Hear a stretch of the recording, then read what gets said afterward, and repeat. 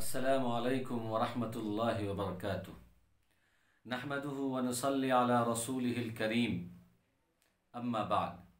हाज़रीन गिरामी, मरीज़ की इयादत कैसे करनी है उसकी कुछ तफसीलात को लेकर मैं आज हाज़िर हुआ हूँ। मरीज़ की इयादत की तफसीलात को सुनने से पहले कुछ बातें समझना हमारे लिए बहुत ज़रूरी है।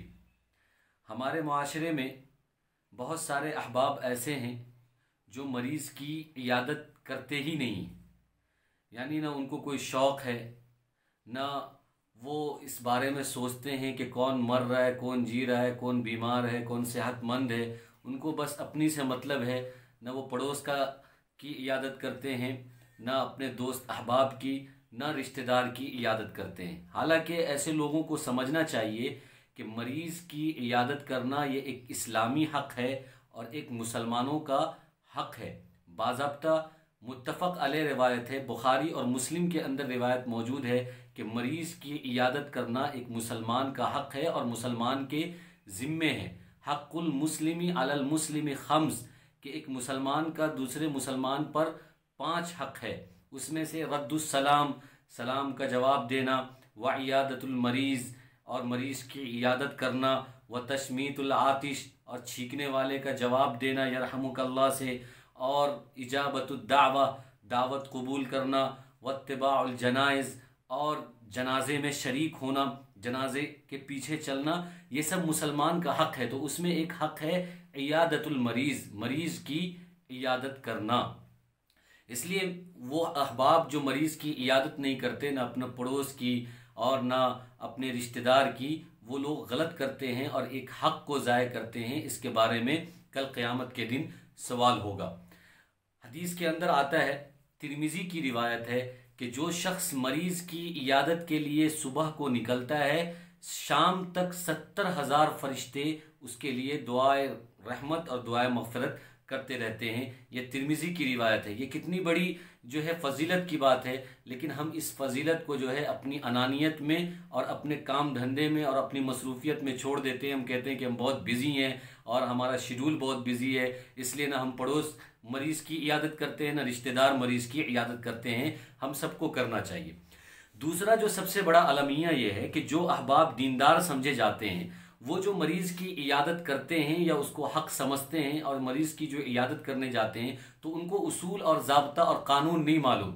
वो जाते हैं मरीज़ की इयादत अपने मनमानी तौर पर करने जाते हैं कि मरीज़ की इयादत करने से मरीज़ को आसानी होनी चाहिए, आराम मिलना चाहिए, उसका दिल बहलना चाहिए, उसका मिजाज खुश होना चाहिए, ये मकसूद है। लेकिन जो लोग इयादत करने जाते हैं वो मरीज़ को और बोझल बना देते हैं और परेशान करते हैं और तकलीफ़ देते हैं।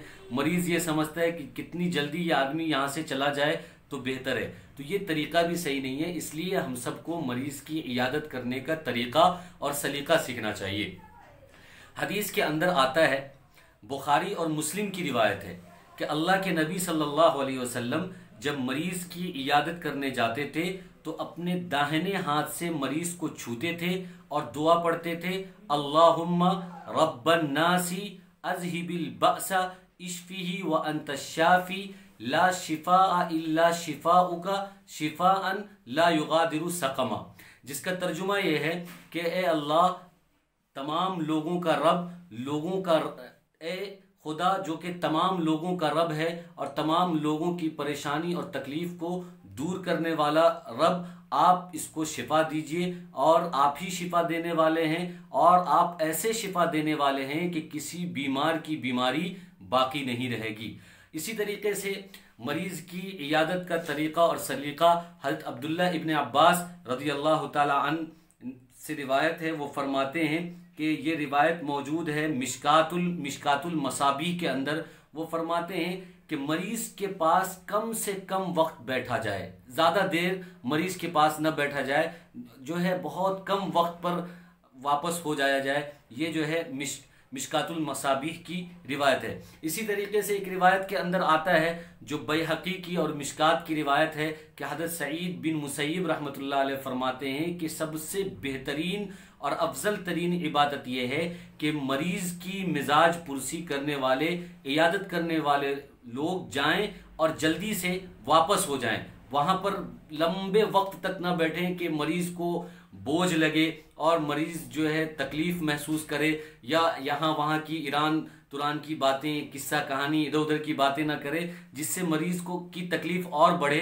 बल्कि हमें जो है उसको दुआ देनी चाहिए और जल्दी से जल्दी जो है वापस हो जाना चाहिए। इसी तरीके का एक दो लतीफ़ा है कि लोगों को जब ये मालूम नहीं रहता है कि मरीज़ के पास किस तरीके से, किन उसूल और ज़ाब्ते से जाना चाहिए, मुल्ला अली कारी रहमतुल्लाह अलैह एक लतीफ़ा लिखते हैं कि एक बहुत बड़े अल्लाह वाले गुजरे हैं, हज़रत सिद्दी सिक्ती रहमतुल्लाह अलैह। इनके पास कुछ लोग आए जब ये बीमार थे इयादत करने के लिए। अब ये लोग वापस ही नहीं जा रहे थे और बहुत देर के बाद जब ये लोग जाने लगे तो उन्होंने कहा हज़रत हमारे लिए भी दुआ कीजिएगा। तो हज़रत सिद्दी सिक्ती रहमतुल्लाह अलैह ने कहा कि अल्लाहुम्मा अल्लिमहुम, कि अल्लाह इनको जो है मरीज़ की इयादत करने का तरीक़ा और सलीक़ा सिखा दीजिए। इसी तरीके से एक और लतीफ़ा है कि एक शख्स की इयादत करने कोई शख्स गया और वो मरीज़ बोर हो रहा है, उसको जो है तकलीफ़ हो रही है, वो चाह रहा था कि किसी तरीके से ये आदमी जाए। तो मरीज़ ने कहा कि आने जाने वाले लोग बहुत परेशान करते हैं और लोग आते जाते रहते हैं। तो जो इयादत करने वाला था उसने कहा तो कहें तो आप कहें तो दरवाज़ा बंद कर दें। तो उस मरीज़ ने कहा हाँ दरवाज़ा बंद करें लेकिन बाहर से बंद करें। तो इस तरह का लतीफ़ा मिलता है। तो पहली बात तो ये कि लोग मरीज़ की इयादत नहीं करते, ये गलत है। आपने हदीस सुनी और कि ये हक है। इसी तरीके से आपने ये भी सुना कि बशारत वाली हदीस भी आपने सुनी कि फरिश्ते उसके लिए दुआ करते हैं। दूसरी चीज़ ये कि मरीज़ की इयादत हम करते हैं तो उसके कोई उसूल और कानून और ज़ाब्ता और शराइत हमें नहीं मालूम, हम बेढंगे तरीके से करते हैं जिससे मरीज़ को तकलीफ़ होती है, आसानी नहीं होती, सहूलत नहीं होती। इसलिए हमने 2-3 ज़ाब्ता आपके सामने रखा है कि ज़्यादा से ज़्यादा वक्त वहाँ पर न रखा जाए। मुल्ला अली कारी रहमतुल्लाह अलैह ने ये बात लिखी है कि अगर मरीज़ को ये बात पसंद है कि इयादत करने वाला थोड़ी देर बैठे, लंबे टाइम तक बैठे, तो कोई हरज नहीं है। अगर उसका दिल बहल रहा है बैठने से, किसी की इयादत करने से और लंबे टाइम के बैठने से, तो इसमें हरज नहीं है। लेकिन अगर उसको हरज है, उसको तकलीफ़ है और वो ये चाहता है कि जल्दी से उठकर इयादत करने वाला यहाँ से चला जाए, तो मरीज़ की इयादत करने वाला जल्दी से उठकर वहाँ से चला जाए, वहाँ न बैठे। अल्लाह तबारक व तआला हम सबको कहने सुनने से ज़्यादा अमल की तौफीक अता फरमाए। आमीन व आखिर दावाना अनिल हम्दुलिल्लाहि रब्बिल आलमीन।